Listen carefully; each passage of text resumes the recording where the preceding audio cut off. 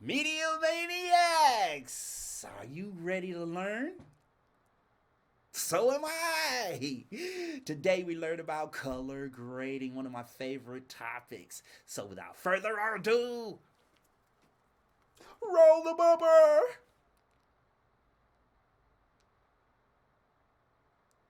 Media Maniacs! Hello, it is Cedric Cnote Buard here with Dream Media LLC, head media maniac, and I'm so happy to be here today because we're speaking on one of my favorite topics, color grading.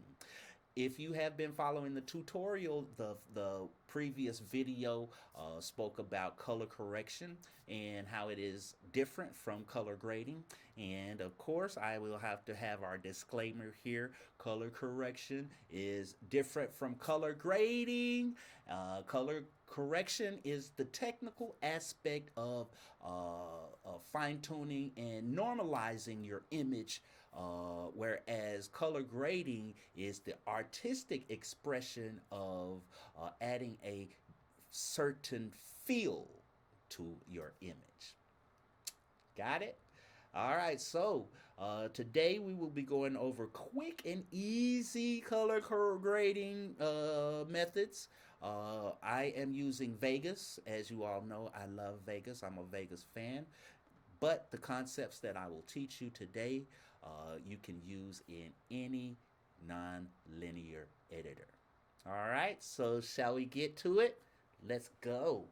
All right, let's get to it. All right, so in our last tutorial, um, we imported some footage, and the footage that we'll be using is footage from my short film. It's called Crunk for the Love of the City of Dallas. It's an action film.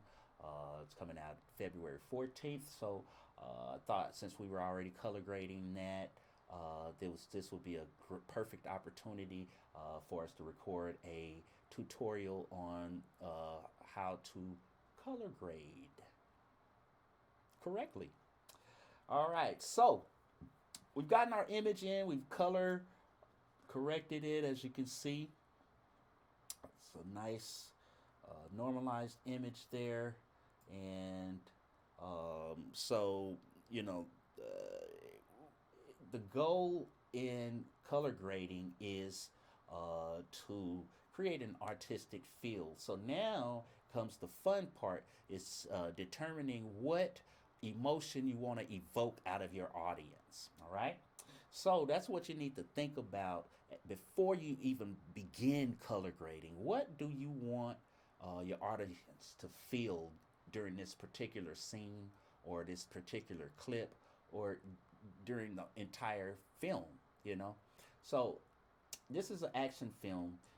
So I'm thinking, if we can get a brownish, maybe like a warm kind of earthy tone. Basically, it's going to complement what's going on in the scene. All right. So with that being said, we can now start color grading. And how do you start color grading? See, no, you might ask. Well, I'm so glad that you asked. We want to get to our color wheels. So you want to, whatever nonlinear editor that you're in, I think all of them have color wheels nowadays. And so you want to get to your color wheel. Um, that's that's one thing that you need to do, but also you need to determine what scenes that you're gonna that need this particular color grade. Me, what I do with my short films is each one of the scenes is normally shot in a different location with different lighting, and so I color grade each one of those differently. I put each one of those scenes, all of the clips from that scene, on a different track, and I'll color grade that separately. It'll save you time and effort in the future if you do it that way. Put it on separate tracks because the lighting is different in each one of those clips. And so what you do to one clip will affect another clip differently.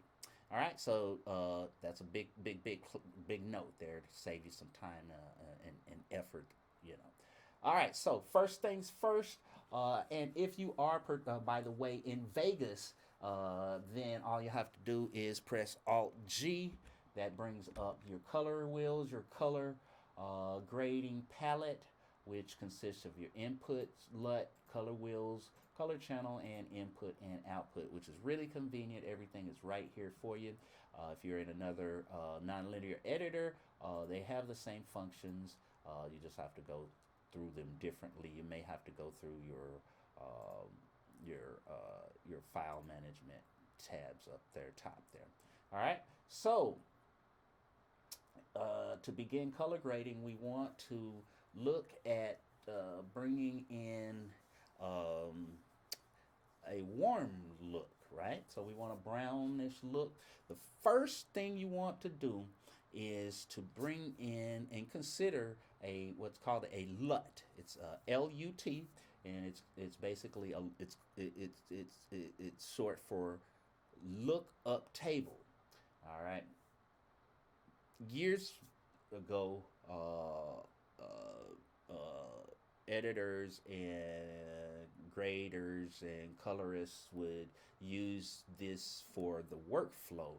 Now it is very common in our day-to-day color grading and color editing as well. So you want to, and if you're going to use a LUT, that's if you're going to use a LUT, then this is the time to do it before you start actually grading. All right. Now, there are a couple of different types of LUTs. There is what's called a camera LUT, which is a LUT that's used for specific types of cameras. Say, for instance, the Canon 1D Mark II shoots an S log, and so you have to use a LUT to get that information transcribed. It has tons of information because they shoot an S log. It's a flat image when you shoot, and so to bring that out and edit it in post production, you would use a camera LUT, which I use the 60 Mark II, which doesn't shoot an S log. We don't shoot an S log just yet, so we don't use the camera LUT. The LUT that we do use is used, and we'll put this LUT in first and achieve our basic color grade, and then from there we will continue grading. So for the LUTs, there are tons of LUTs online. You can look up Hollywood LUTs. They're the very popular teal and orange LUTs. You got all kinds of LUTs. If you're using Vegas, you have the Vegasaurus LUTs. You have the Auto Looks. You have Magic Bullets looks, which we used, but for the purposes of this tutorial, we're going to go ahead and use Auto Looks. So if you're in Vegas, it's a plugin. So you go to Track Effects and Vegas Auto Looks is what we're going to select. Select OK. They have, what is that, about 15, 20 different presets that you can use here for your LUT. Now, don't depend on the LUT. The LUT is just going to give you an initial look, but don't depend on it. And when we select these, I'm going to show you when we select these, the strength of these is going to be, we're going to pull that strength down. It's going to affect the image strongly, very strongly. So we're going to bring the strength down, and then we're going to work on the image from there. All right. So just don't be alarmed if it changes the image drastically, because that's part of the process. All right. So we're going to go in and just look at some of the looks that they have. As you can see, conception it's okay. You know, it adds a nice little bluish or bluish green hue. That's not what we're looking for. There's Crime City. Now, Crime City is closer to what we're looking for, but let's bring the strength up on Crime City.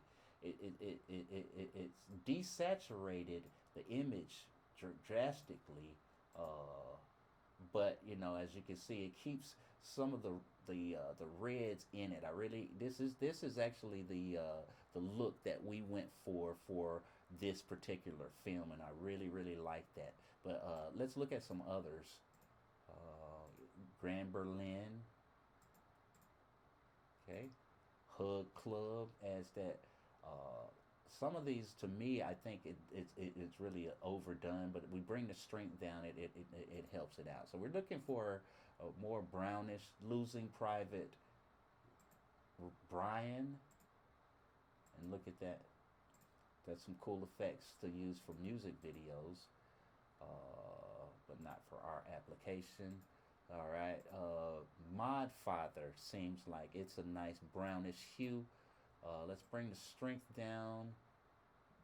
Okay, and that's looking good to me. All right, so we're gonna start with that at it's at 0.33 when it can go to 0.1. So let's see here, because what I don't like is too much in my highs. You know, I don't, you know, it can be in the lows, but we're looking to get it out of the highs as much as possible. So I think about right there is a good starting point. So it's looking good to me. And then, you know, once you start color grading, you'll notice that you won't be using your scopes as much, because that you're gonna push those scopes way out of. You do that scope for the scope so that you can prepare it for the grading, but once you start grading, then that's going to affect that. Wow, that looks pretty good to me right there. Got the browns there, but it's not oversaturated. Let's go to our saturation and see how pulling that saturation up will affect it. You could bring that up, but I kind of like that brownish hue is what we were looking for. Now, you know, and when you're color grading, just keep in mind that different colors evoke different. And I guess I should have preluded this tutorial by saying that different colors evoke different emotions out of people. For instance, red evokes danger or love. Blue evokes coldness, which we could have really got off with some of the scenes on the villain on this particular film. But as you can see, you know, that as a just as a starting point, how color grading your film in this way really does make it emotional. All right, and then so from there, you know, you just fine tune it. You can pull in more colors there, or you can affect the brightness or the darkness of it. You know, of different portions of it, make it more dark. That's all emotional, which we'll also cover in tutorials in the future. But basically, that is it. You basically from there want to experiment, play around until you get the perfect image, and um, that is basically color grading quickly and easily. You know, it is a huge animal. Color correction is as well, and we could really go into fine depth about it. But this hopefully will get you to start thinking about some things and make it not so mysterious, and hopefully open up some artistic flair in some of your films. Again, this has been Cedric Cnote Buard with Dream Media LLC, head media maniacs. If you got some value out of this video, please subscribe and hit that bell at the bottom of the video to be notified of the fresh new content that we have coming. And until next time, keep creating and having fun. Ah.